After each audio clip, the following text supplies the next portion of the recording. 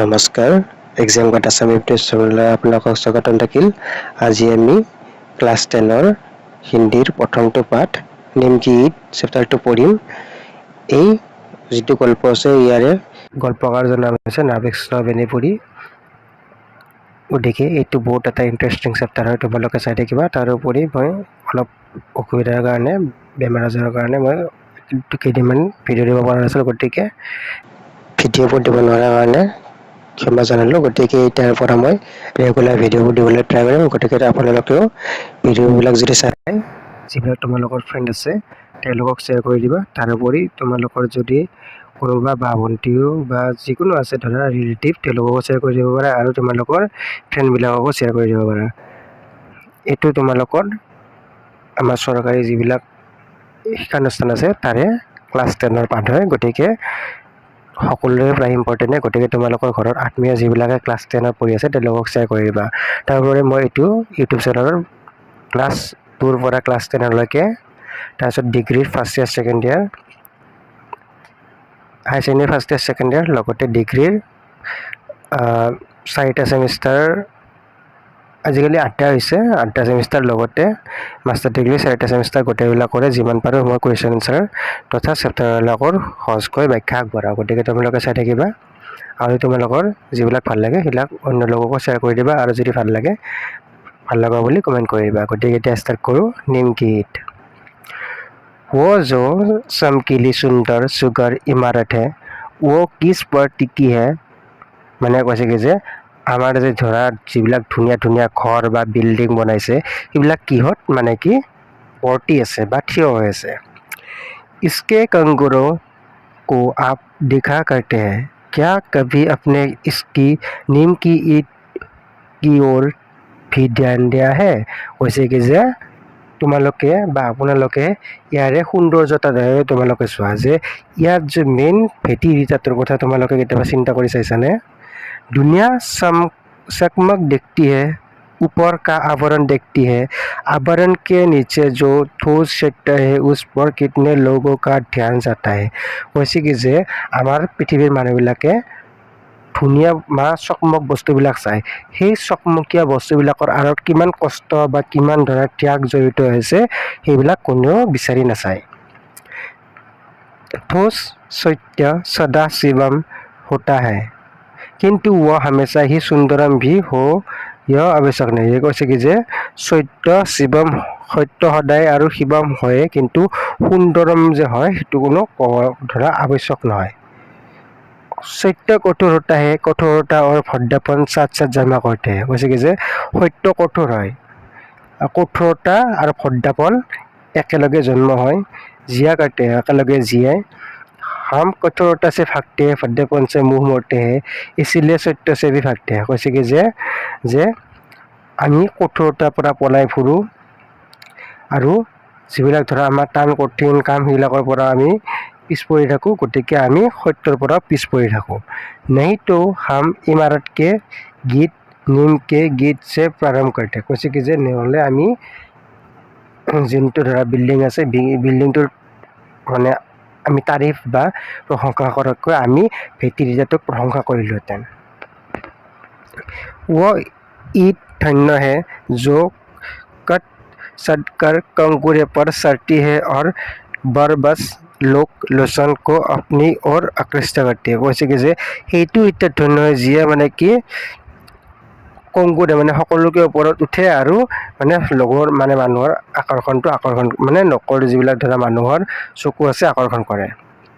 কিন্তু ধন্য है वो ईद जो जमीन के साथ हाथ नीचे जाकर गर गई और इमारत की पहली ईद बने। কৈছে কি যে সেইটো ইটাক ধন্যবাদ জনাইছোঁ যে যিটো মাটিৰ পৰা হাত তলত গৈ কেনে ভেটিৰ ইটা হৈছে। क्योंकि इस पहली ईद पर उसकी मजबूत और उत्केपन पर सारी इमारत की अस्थि नस्थि निर्भर होती है। কৈছে কি যে সেই যিটো ভেটিৰ ইটা বা মাটিৰ সকলোতকৈ তলত যিটো ইটা প্ৰদান কৰা হয় বা দিয়ে সেইটো ইটাটোৰ মজবুতিৰ ওপৰতে গোটেই বিল্ডিংটো মানে নিৰ্ভৰ কৰে। उस ईद को हिला दीजिए कंगूरा बेटा জমিন पर आ जाएगा। কৈছে কি যে সেই যিটো ভেটিৰ ইটা আছে সেইটো তোমালোকে লৰাই দিয়া গোটেই বিল্ডিংটোৱে ভাঙি পৰিব। কংগুৰে কে গীত গানে বালে হাম আইয়ে আব নিম কি গীত গায়ে, কৈছে কি যে যিটো আমি ধৰা ভেটিৰ ইটাটোৰ আমি কোনোৱে আমি নাচাওঁ, গতিকে আমি এতিয়া সেই দেখা ইটাটোৰ সলনি আমি ভেটিৰ ইটাটোৰ গান গাৱা।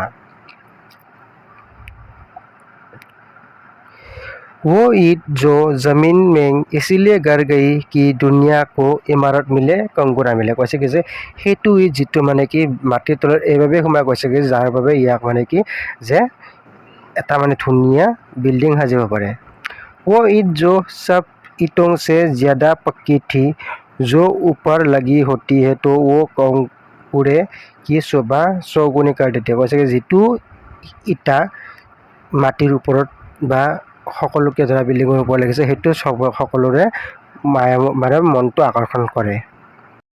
किंतु जिसने देखा इमारत की पायदारी उसकी नींव पर मुनहसर होता है, इसलिए उसने अपने को नींव में अर्पित किया। মানে কৈছে কি যিটোৱে দেখিছে যে এই যিটো বিল্ডিং বনাব তাৰ মূল কথাটো বা মূল মজবুতি ভেটিৰ ইটাটোৰ ওপৰত নিৰ্ভৰ কৰে, গতিকে তেওঁ ভেটিৰ ইটাটোৰহে মানে কি प्रशंसा करिब। वो ईद जिसने अपने 7 हाथ जमीन के नीचे अंदर से गाड़े दिया इमारत जमीन के 100 हाथ ऊपर तक जा सके, কৈছে কি যে সেইটো ইটাই যিটো ইটাই মাটিৰ তলৰ মানে 7 হাত তলত গৈ কিনে ভেটিৰ ইটা হিচাপে পৰিৱৰ্তন হৈছে, সেইটোৱে মানে কি এটা ডাঙৰ ওখ বিল্ডিং বনোৱাৰ মানে সহায় কৰে। वो ईद जिसने अपने लिए अंधकूप इसलिए कबूल किया कि ऊपर के उसके साथियों को स्वच्छ हवा मिलती रहे, सुनहली रोशनी मिले, সেইটো ইটা যিটো ধৰা মাটিৰ তলত যাই কেনে 7 হাত তলত যাই কেনে এইভাবে 7 হাত তলত গৈছে যাৰ কাৰণে যে তাৰ লগৰীয়া ইটাবোৰক যাতে তেওঁলোকে মানে কি মানে মুকলি হাৱা দিব পাৰে বা মুকলি বতাহ দিব পাৰে। वो ईद जिसने अपना अस्तित्व इसलिए विलीन कर दिया कि संसार एक सुंदर सृष्टि देखे, কৈছে কি যে সেইটো ইটাই সেইভাবে নিজকে বলিদান দিলে যাৰ কাৰণে ধৰা যাৰ জৰিয়তে সংসাৰে এটা নতুন এটা সৃষ্টি দেখা পায়। सुंदर सृष्टि हमेशा ही बलिदान खोजती है, बलिदान ईद की हो या प्रतिका, কৈছে কি যে সুন্দৰ সৃষ্টি মানে ধুনীয়া সৃষ্টি সদায় বলিদান বিচাৰে, সেইটো বলিদান ইটাৰে হওক বা মানুহৰে হওক, সেইটো কৈছে। सुंदर इमारत बने इसलिए कुछ पक्की पक्की लाल ईटों को चुपचाप नींव में जाना है, কৈছে কি যে ভাল সুন্দৰ এটা বিল্ডিং হ'ব লাগে, বিল্ডিং হ'বলৈ হ'লে কিছুমান ধৰা ভাল ভাল ইটা মানে কি মাটিৰ তলত যাবই লাগিব। सुंदर समाज बने इसलिए कुछ तपे तपाए लोग को मुख शहादत का लाल चेहरा बनाना है, কৈছে কি যে সুন্দৰ সমাজ গঢ়িবৰ কাৰণে আমি কিছুমান ধৰা মানুহক আমি মুখা মানে সেই মুখাবিলাক মানে সিহঁতক মানে কি পিন্ধাব লাগে, মানে কৈছে কি যে ধৰা কিছুমান মানুহ আছে সমাজৰ অপকাৰ কৰে বা সমাজত ধৰা ভুল বাৰ্তা দি কেনে সমাজৰ বেয়া সৃষ্টি কৰে, তেওঁ মানে আমি মনে মনে ৰাখিব মানে সেই কৰিব লাগে। शहादत और मौन मुख, जिस शहादत को शहादत मिली, जिस बलिदान को प्रसिद्धि प्राप्त हुई, वो इमारत का कंगूरा है, मन्दिर का कलश है, কৈছে কি যিটো শহাদত আৰু মৌন মুখ, যিটো শহাদত আৰু মৌন মুখৰ কথা কৈছে যে যিটো বলিদানৰ প্ৰসিদ্ধ হৈছে সেইটো মানে কি ইমাৰত কা কংগুৰা হে, কৈছে কি যে ধৰা কিছুমান এনেকুৱা বলিদান আছে যে যিবিলাক বলিদান ধৰা আমাৰ মানে নোকোৱাকৈ তেওঁলোকে মানে বলি দি কেনে বলিদান নিজকে বলিদান দি কেনে অন্য ভাল কৰিছে, আৰু কিছুমান এনেকুৱাও আছে যে যিবিলাকে মানে বলিদান দিছে যদিও তেওঁলোকৰ মানে নাম থাকি গৈছে, সেইটো কথা কৈছে। हाँ, शहादत और मौनमुख समाज की आधारशिला यही होती है, কৈছে কি যে শহাদত মানে কি ধৰা দেখা মানে কি ধৰা কি বুলি কয় এইটো যে কিছুমানে দেখাই কেনে বলিদান দিয়ে, কিছুমানে নেদেখি কেনে বলিদান দিয়ে, নেদেখাই কেনে মানুহক। ईसा की शहादत ने ईसाई धर्म को अमर बना दिया, आप कह लीजिए, কৈছে কি যে ঈশাই মানে কি ईसाई धर्मक ईसाई মানে ईसा धर्मक মানে কি अमर बनाई दिसे, किंतु मेरी समझ में ऐसे ईसाई धर्मों को अमर बनाया उन लोगों ने जिन्होंने इस धर्म के प्रसार में अपने को नाम उत्सर्ग কৰি দিছে, এইটো ধৰ্মটোক সেইসকল ব্যক্তিয়ে মেইন মানে কি কাম কৰিছে, যিসকলে ধৰা সেই ধৰ্মটোৰ মানে নামত নিজকে উৎসৰ্গা কৰি দিছিল। उनमें से कितने जिंदा जलाए गए, कितने सूली पर चढ़ाए गए, कितने वन वन की खाक छानते जंगली जानवर के शिकार हुए, कितने उससे भी ভয়ানক ভোক পিয়াসকে শিকাৰ হয়। কৈছে কি যে সেই যিটো ধৰা যিবিলাক মানে ধৰ্মটো আগুৱাই লৈ যাবলৈ কিছুমানক কিমানক ফাঁচি দিছিল, কিছুমানক জ্বলাই দিছিল, কিছুমানক কিমানে বনে বনে ঘূৰি কেনে ধৰা জংগলী মানে যিবিলাক জানোৱাৰ আছে বা জংগলী জীৱ জন্তু সেইবিলাকৰ চিকাৰ হৈছিল আৰু কিমানে ধৰা ভোক পিয়াসত মৰি গৈছিল। उसके नाम शायद ही कहीं लिखे गए हो, उनकी चर्चा शायद ही कहीं होती हो, কিন্তু ঈশাই ধৰ্ম উনেংকে প্ৰাপ্য প্ৰতাপ সে ফুল ফল ৰয়। কৈছে যে তেওঁলোকৰ নাম না ক'ৰবাত লিখা গৈছে না ক'ৰবাত লিখা যাব, গতিকে তেওঁলোকৰ নাম কেতিয়াও উল্লেখ হোৱা নাই। গতিকে তেনেদৰে ঈশাই ধৰ্ম তেনেদৰে ধৰা তেওঁলোকৰ কষ্টৰে এনেদৰে চলি আছে। वे नीम की ईट थे, गिरजाघर के कलश उन्हें কি চাহাদত চে চমকতে। সেইটোকে সেইলোকে হ'ল নিমকি ঈদ, মানে কৈছে যে ভেটিৰ ইটা। যে কিছুমান মানুহ আছে যিবিলাকে ধৰা যে কাকো নজনাকৈয়ে তেওঁলোকে নিজৰ কাম কৰি কিনে সমাজৰ ভালৰ বাবে আগবঢ়ায়, সেইবিলাক হৈছে ভেটিৰ ইটা। আৰু কিছুমানে দেখে দেখে মানে মানুহক মানে সমাজত মানে ভাল কৰে, তেওঁলোকে আছে যিটো ধৰা ওপৰৰ ইটা, যিটো ধৰা তেওঁলোকে জাষ্ট দেখাব, শ্ব' অফ কৰে। आज हमारा देश आज़ाद हुआ सिर्फ उनके बलिदानों के कारण नहीं जिन्होंने इतिहास में স্থান পা লিয়া है। কৈছে কি যে আমাৰ দেশখন এইবাবেই মানে কি স্বাধীন হোৱা নাই যিসকলে আমাৰ কিতাপত থকাৰ দৰে তেওঁলোকৰ নাম আছে। বহুত এনেকুৱা মানুহ আছে যিসকলৰ কিতাপত কোনো ধৰণৰ নাম নাই, কিন্তু তেওঁলোকে বলিদান দি আমাৰ দেশখন স্বাধীন কৰাত সহায় কৰিছে। देश का शायद कोई ऐसा कोना हो जहाँ कुछ ऐसे ददीसी नहीं हुए हो जिनकी हड्डियों के दान ने ही विदेशी वित्तासुर का नाश किया। हम जिसे देख नहीं सके वो सत्य नहीं है, यह है মৃহ ধাৰণা। যে আমি যিটোক দেখা নাপাওঁ সেইটো সত্য নহয়, আমি সেনেকুৱা ভাবোঁ।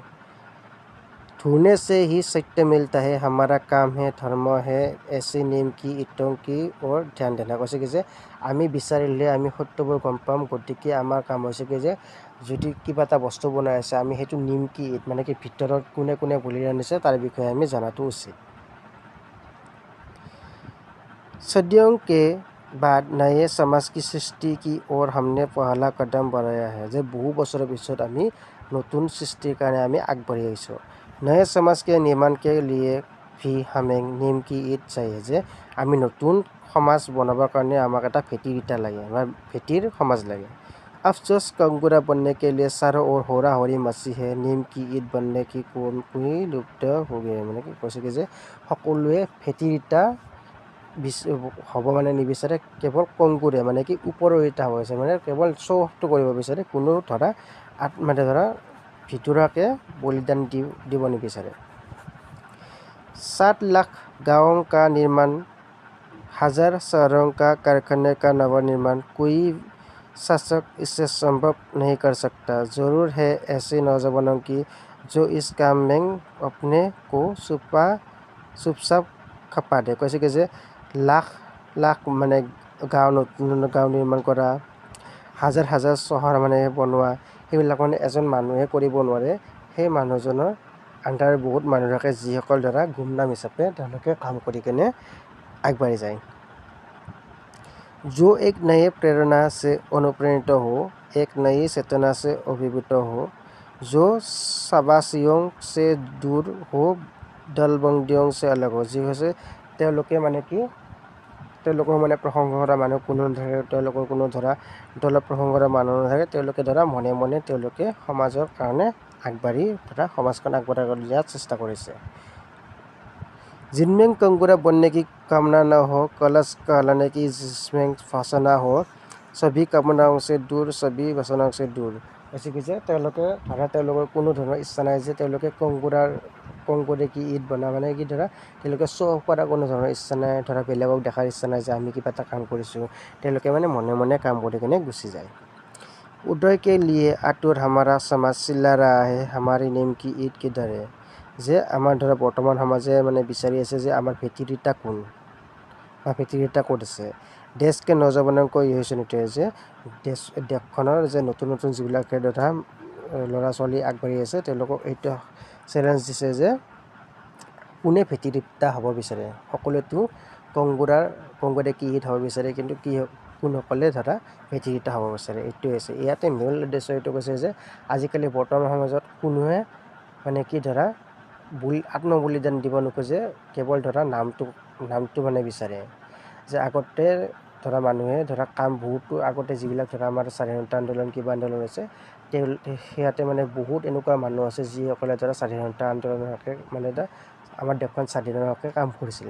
কিন্তু বহুত লোকৰ নাম ইতিহাসৰ পাঠত থাকি গৈছিল আৰু বহুতৰ নাম ইতিহাসত পাঠত থাকি নগ'ল। গতিকে বৰ্তমান সময়ত আমাক সেই যিটো কথা কৈছে সেইটো কৈছে যে এটা বিল্ডিং বনাব হ'লে এটা ইটা মানে কি তলত মাটিৰ বহুত তলত মানে পুতিব লগা সেইটো ভেটিৰ ইটা বুলি কয়। সেই ইটাটো মানে ষ্ট্ৰং বা মজবুত হ'লে আমাৰ বিল্ডিংটো ভাল হ'ব। গতিকে সেই ভেটিৰ ইটাটো কোনেও হ'ব নিবিচাৰে, সকলোৱে কেৱল মানে শ্ব' অফ, মানে কি ধৰা ওপৰত যিটো ধৰা বিল্ডিংটো সৌন্দৰ্য সকলোৱে ভাল বুলি কয়, সেইটোহে মানে চবে মানে কি বিচাৰে যে কোনো কষ্ট কৰিব নিবিচাৰে, কেৱল তেওঁলোকে নামটো বিচাৰে। সেইটোৱে কৈছে চেপ্টাৰটো। এতিয়া কবিৰ পৰিচয়। ৰামবৃক্ষ বেনীপুৰী 1902 to 1968। 1902 চনত জন্ম, 1968 চনত মৃত্যু। रामवृक्ष बेनीपुरी यशस्वी ललित निबंधकार रामवृक्ष बेनीपुरी की जी की आधुनिक सिंधी साहित्य की अमर विभूति में अन्यतम है। आप बहुमुखी प्रतिभा के धनी थे। अपने गद्य लेखक, शैलीकार, पत्रकार, स्वतंत्रता सेनानी, समाजसेवी और हिंदी प्रेमी के रूप में अपनी प्रतिभा की अमिट साफ छोड़ी है। राष्ट्र निर्माण, समाज संगठन और मानवता के जयगान को लक्ष्य मानकर बेनीपुरी जी ने ललित संबंध, रेखांकित, स्मरण, रिपोर्टाज, नाटक, उपन्यास, कहानी, बाल साहित्य आदि विविध गद्य विधाओं में जो महान रचनाएं प्रस्तुत की है, वे आज की युवा पीढ़ी के लिए भी अमुक प्रेरणा की स्रोत है। এইখিনি তোমালোকে চিন্তিব পাৰা।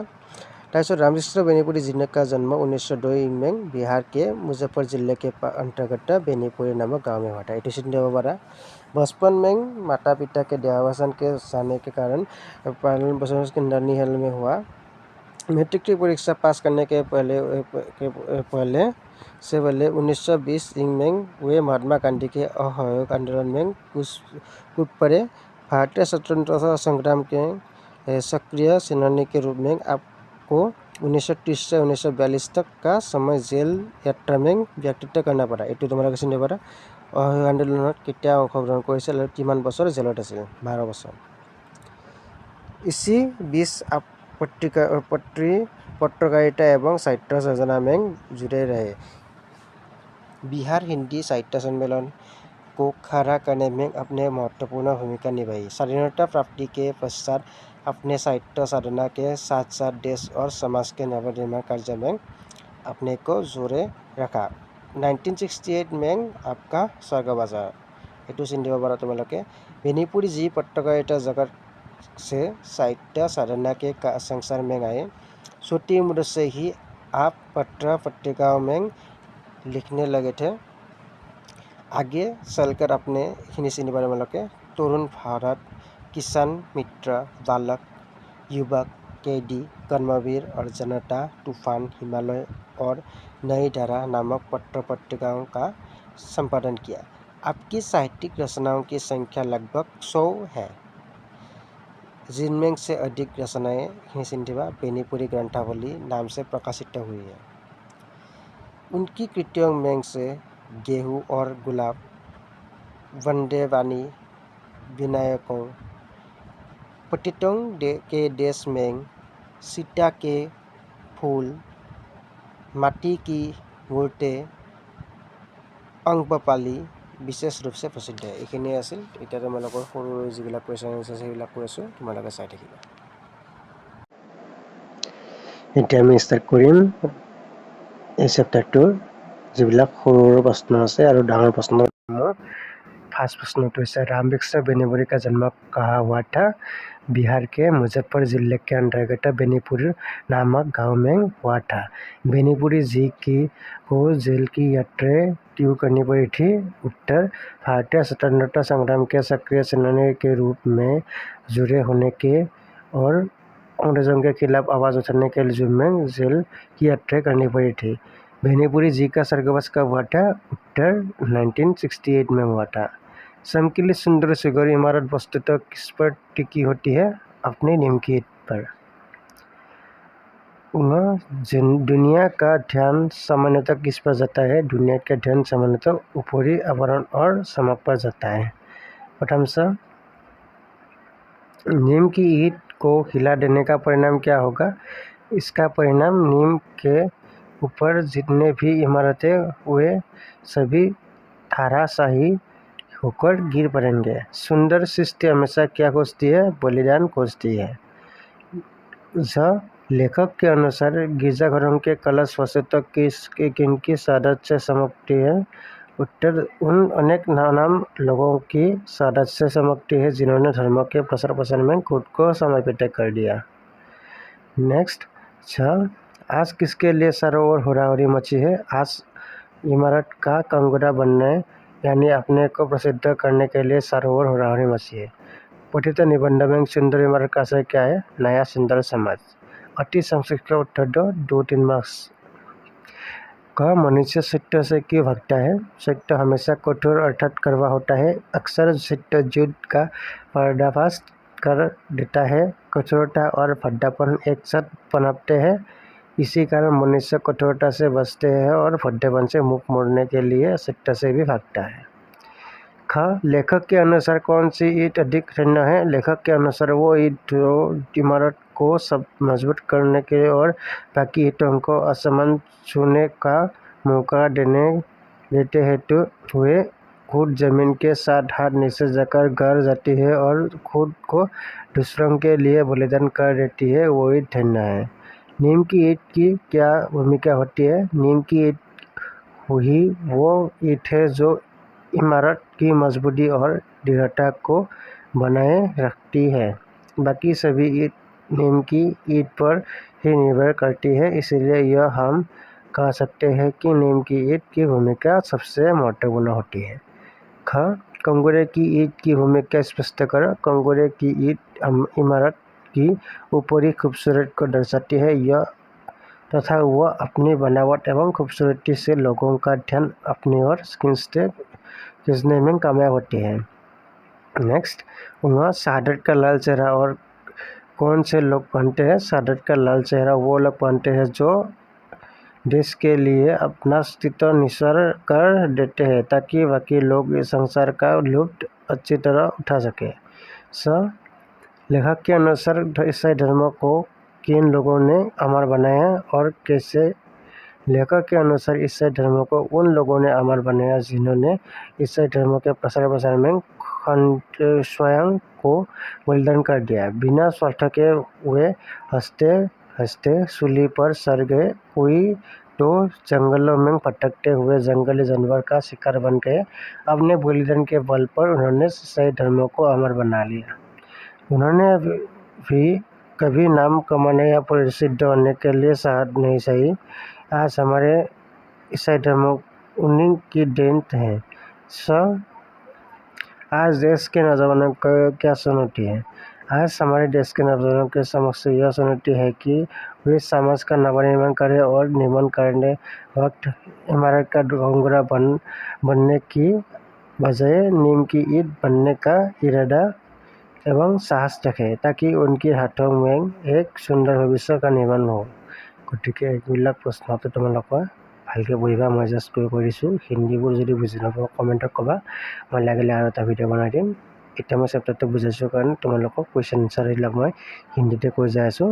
তোমালোকৰ যদি প্ৰয়োজন হয় লিখি ল'ব পাৰা, আৰু যদি বেছি স্পীড হৈছে তোমালোকে শ্ল' কৰি কিনে আকৌ যাব পাৰা, নহ'লে ৰিপিট কৰিব পাৰা।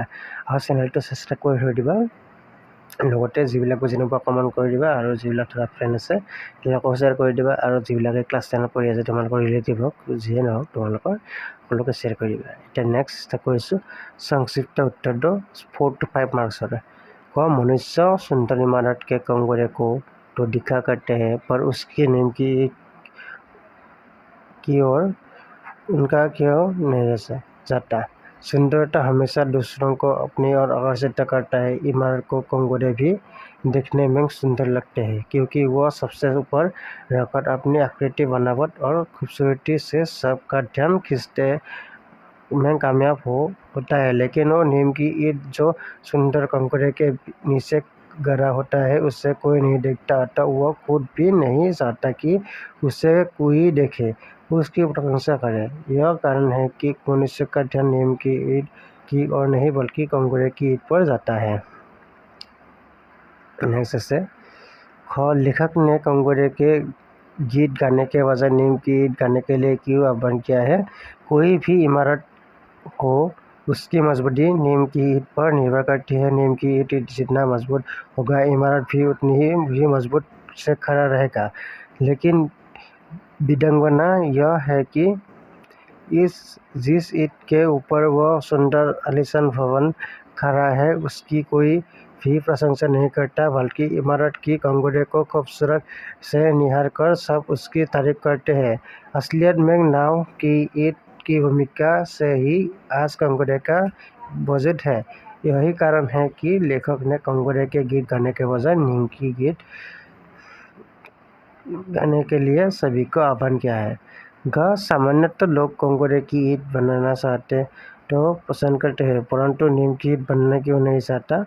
उत्तर: इमारत पर लगे कंगोरों को देखकर लोग प्रसन्न हो जाते हैं और उसकी प्रशंसा करने लगते हैं। अर्थात यह कहने का तात्पर्य यह है कि लोग प्रसिद्ध होने या प्रशंसा पाने के अन्य किसी स्वार्थ के लिए समाज में लालच में आकर अपना योगदान बनाने रखना चाहता है, लेकिन समाज के लिए वो त्याग का बलिदान देने के लिए तैयार नहीं है, क्योंकि उसे पता है नीम की ईंट बनने पर उसका कोई लाभ या वजूद नहीं रहेगा। इसलिए लोग नीम की ईंट की बजाय कंगोरे की ईंट बनना पसंद करते हैं।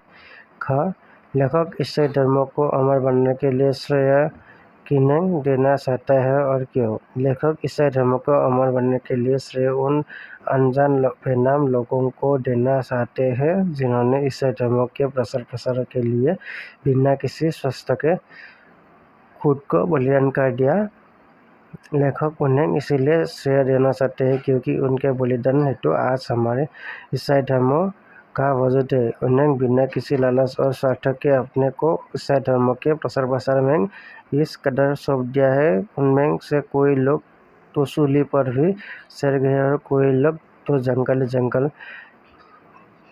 में जंगली जानवर का शिकार बन गए।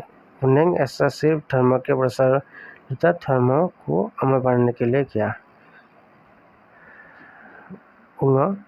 हमारा देश किनके बलिदान के कारण आज़ाद हुआ? हमारा देश बलिदान के कारण आज़ाद हुआ जिन्होंने लोग के स्वास्थ्य एवं लोग के देश के नाम खुद पर सौंप दिया। उनमें कोई नाम ऐसा इतिहास में दर्ज हुए, परंतु हमारे भारत के कोने कोने में हजार लोग भी रहते जिनका नाम समाज में ना